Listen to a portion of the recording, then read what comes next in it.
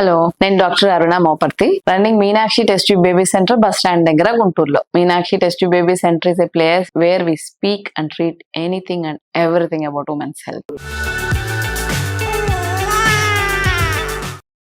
ఈ రోజు కొన్ని అపోహలు ఉన్నాయన్నమాట స్కానింగ్ గురించి. కొంతమంది నేను రెగ్యులర్ గా ఓపీలో చూసే పేషెంట్లు ఏవేవో మిస్అండర్స్టాండింగ్స్ ఉంటాయి అనమాట. అది ఎందుకు వాళ్ళు ఏమి చెప్పిన దానికి క్లియర్ చేయాలనుకుంటున్నాం. మెయిన్ గా ఒక 7-8 డౌట్స్ ఉంటాయి వీళ్ళకి స్కానింగ్ గురించి. ఫస్ట్ ఏంటంటే, స్కానింగ్ చేయటం సేఫేనా అని అడుగుతారు. స్కానింగ్ చేయడం వల్ల బేబీకి ఏమైనా ప్రాబ్లం అయిద్దా అని. అస్సలు ఏమీ 100% ఏమీ కాదు బేబీకి. ఎందుకంటే స్కానింగ్ ఓన్లీ సౌండ్ వేవ్స్ ని పాస్ చేసి మనం పెట్టే ప్రోబ్ ట్రాన్స్డ్యూసర్ లో నుండి సౌండ్ వేవ్స్ పాస్ చేస్తూ అది బేబీ లోపల ఉన్న పొట్టలో ఉన్న బేబీ పిక్చర్ ని కంప్యూటర్ మీద గ్రాఫ్ ఇస్తుంది అనమాట. So 100% safe. ఎక్స్రేలో సిటీ స్కానింగ్ లాగా దీనికి రేడియేషన్ ఉండదు. నెంబర్ 2 ప్రాబ్లం ఏంటి చెప్తారంటే, స్కానింగ్ చేస్తే నొప్పి పుడుతుందేమో, అమ్మో నాకు భయం అని. అస్సలు 0% పెయిన్ ఉంటుంది. ఎప్పుడన్నా వెజనల్ స్కాన్ పెడితే కొంచెం డిస్కంఫర్ట్ ఉంటుందేమో కానీ పెయిన్ అనేది మాత్రం 0% అనమాట. అస్సలు పెయిన్ ఉంటుందని భయపడక్కర్లేదు. నెంబర్ 3 ఏంటంటే వెజనల్ స్కాన్ గురించి. అమ్మో వెజనల్ స్కాన్ పెడతారు, నాకు ఏమైపోయిద్దో, ఏం ప్రాబ్లం అయిపోయిద్దో, నా బేబీకి జారిపోయిద్దేమో, అబార్షన్ అయిపోయిద్దేమో అంటారు. 100కి 200% రాసిమన్నా రాసిస్తాను. ఎందుకంటే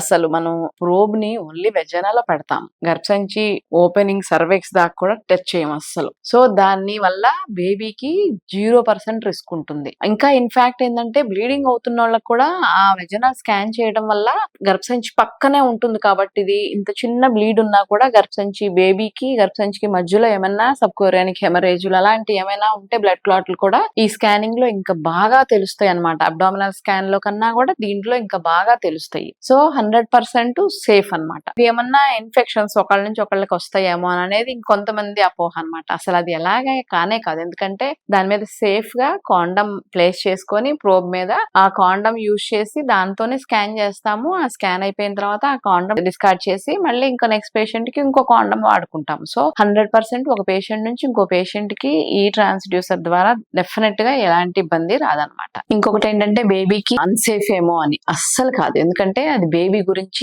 చాలా చాలా ఇంపార్టెంట్ వాల్యుబుల్ ఇన్ఫర్మేషన్ ఇస్తుంది మనకు అల్ట్రాసౌండ్. ఇంకా 7th ఇంపార్టెంట్ అందరికి ఉండే మిస్నామర్ ఏంటంటే, అసలు స్కానింగ్ చేయించుకున్నాము 100% మాకు హెల్దీ బేబీ పుడుతుందా అని అడుగుతారు. ఏదైనా కూడా ఎలాంటి టూల్ అయినా కూడా 100% ఇవ్వడానికి దాని లిమిటేషన్స్ దానికి ఉంటాయి. ఎందుకంటే అది depends on the baby position correct గా ఉండాలి, మనం చేసే ప్రోబ్ కరెక్ట్ హోల్డింగ్ లో ఉండాలి, ప్లస్ చేసే డాక్టర్ చాలా స్కిల్డ్ అయి ఉండాలి. అప్పుడే బేబీకి ఉన్న స్ట్రక్చరల్ అబ్నార్మాలిటీస్ అన్ని కనుక్కోగలుగుతాం. స్ట్రక్చరల్ అంటే కాలు వంకరో, చెయ్యి వంకరో, కిడ్నీలో ప్రాబ్లము, హార్ట్ లో ప్రాబ్లమ్, ఇలాంటి మేజర్ స్ట్రక్చరల్ అబ్నార్మాలిటీస్ అన్ని కనుక్కోగలుగుతారు. కానీ కొన్నిసార్లు జెనెటిక్ ప్రాబ్లమ్స్ వస్తాయి అనమాట. ఆ జెనెటిక్ ప్రాబ్లమ్స్ మేము అప్పుడు ఎన్టీ స్కాన్ చేసామండి అయినా కనుక్కోలేదంటే అవన్నీ 100% కనుక్కోవడం అనేది దేనికైనా లిమిటేషన్స్ లేకుండా ఉండదు. సో స్కాన్ చేసిన డాక్టర్ నో, స్కాన్ చేయించిన డాక్టర్ నో మీ బేబీకి ఏమన్నా చిన్న ప్రాబ్లం ఉంటే బ్లేమ్ చేయకూడదు. ఎందుకంటే దాని ఓన్ లిమిటేషన్స్ దానికి ఉంటాయి. 100% ఎవ్వరూ డిటెక్ట్ చేయలేరు. అది ఓన్లీ దేవుడి పని. మనం ఆ మనుషులమే కదా.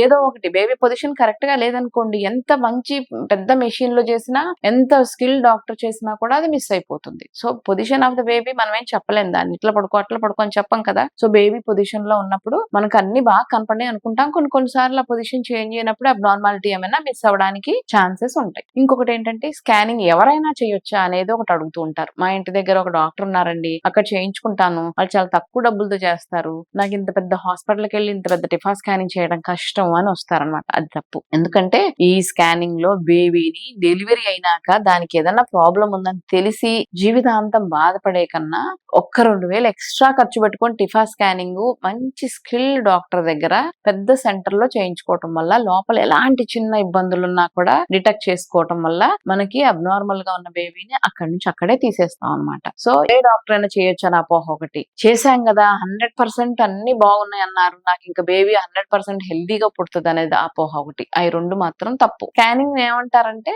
గైనకాలజిస్ట్ కి 3వ నేత్రం అంటారు అనమాట. శివుడు 3వ కన్నులాగా గైనకాలజిస్ట్ కి 3rd ఐ అంటారు అనమాట దాన్ని స్కానింగ్. ఎందుకంటే స్కానింగ్ ద్వారా మనం అన్ని చూస్తాము, అన్ని చేసుకుంటాము అనే నమ్మకం మనకు ఉంటుంది. అదే నమ్మకం మీరు ఉంచుకోవాలి, బట్ నాట్ 100%. దాని లిమిటేషన్స్ కాంప్లికేషన్స్ దానికి ఉంటాయి అనే విషయం గుర్తుపెట్టుకుంటే ఈ మిగిలిన ఈ వెజనల్ స్కాన్, ఈ అల్ట్రాసౌండ్ వీటన్నిటి గురించి అపోహలన్నీ తీసేసి హ్యాపీగా ఉండొచ్చు. ఓకే, సో మీ బేబీని ఆరోగ్యంగా డెలివరీ అవ్వాలి, స్కానింగ్లు అన్ని డిటెక్ట్ చేసుకోవాలి అనే ఆలోచన పెట్టుకొని చక్కగా ముందుకెళ్ళండి. ప్రెగ్నెన్సీ సేఫ్ గా హ్యాపీగా ఉంటుంది.